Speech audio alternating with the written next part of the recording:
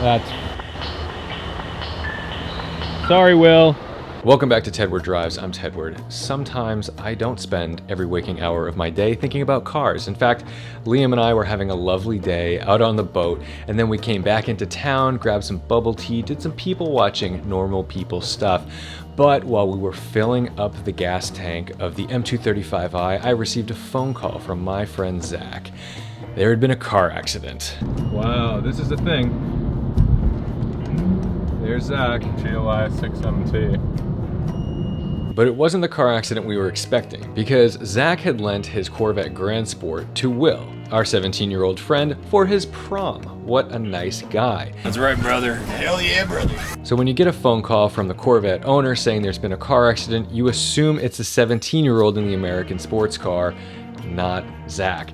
Will drops off his Jetta GLI to Zach's house, picks up the Corvette, goes to prom, has a great time. Zach takes the GLI to go get dinner, and on his way back, the car gets creamed.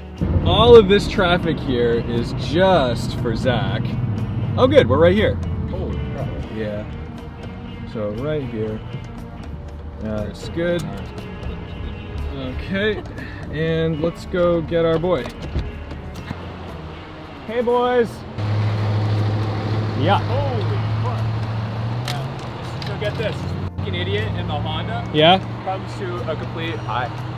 When we arrived at the scene, it was pretty clear that the accident was unavoidable. The driver in front of Zach had stopped at the yield sign entering Route 3, which caused Zach to have to slow down and come to a complete stop. When he looked in his rearview mirror, there was a Toyota Tacoma which had to do the exact same thing, and behind that Toyota Tacoma was an Audi SQ5, probably traveling at 60 miles an hour, not prepared to stop. She went straight into the Tacoma went into Zach, and then the Tacoma ended up kind of veering off and driving forward a bit. Well, look at the back of the Tacoma. Dude, that's a testament to build quality right there. Thank Look at you, that thing. Toyota. He's driving away. He's like, fuck this shit, I'm out.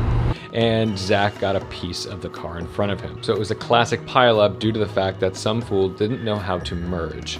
And unfortunately, driver training in the US is really garbage because people seem to think that stopping is a safer alternative to matching the speed of the cars that you're entering traffic with. And the SQ5 is probably legally at fault because they were carrying way too much speed and did not have control of their vehicle because they could not stop their vehicle when traffic was stopped ahead of it. And since we're absolutely not going to solve that problem in America, thankfully we have safe enough cars because the Jetta took the hit like a champion. The Tacoma probably just drove away. It didn't look like anything really happened to it. The SQ5, well, we certainly know it's the end of that vehicle. But luckily nobody was hurt. Zach was certainly a little frustrated and wound up, but that's to be expected after some heart-racing event like that.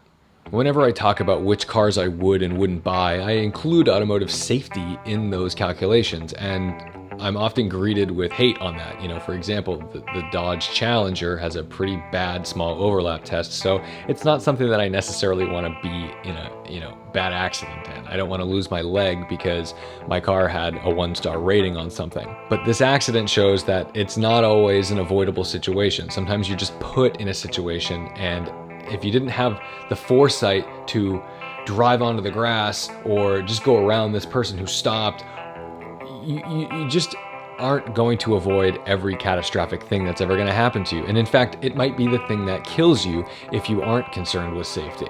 When Zach got out of the car, one of the first things he was talking about was, I need to go buy a tank. I need to go buy a big car. I need to buy something that can take a hit. And the GLI did a pretty good job of that. So he drives a GTI in his daily commute, and I was thinking, well, he must be thrilled that he's driving a car that does pretty well. But if anything, he was really thinking like, I need to go get an S-Class or an E-Class Mercedes so I can survive something like that, because experience is different than thought. So when you're thinking about, oh, I won't get in an accident, I don't need to wear a seatbelt, or it's fine that I'm driving this NA Miata every day, it's not the same thing when you actually hear crunching metal and plastic everywhere. It's just a different experience. So I'm really glad everyone was okay, and that Will had the GLI, and that he wasn't just leaving some shoddy loaner for Zach while he was out that night, because had Will's car been less safe, our friends could have been hurt. But the good news is that Will collected his insurance check, put a little more on top, and now he is driving a Sepang blue Audi S3, and I think he's pretty happy with it. So congratulations, Will. I'm sorry about your GLI. It really sucked. I'm glad our friends are okay. And I think you should all respect the drive, and I'll see you in the next one.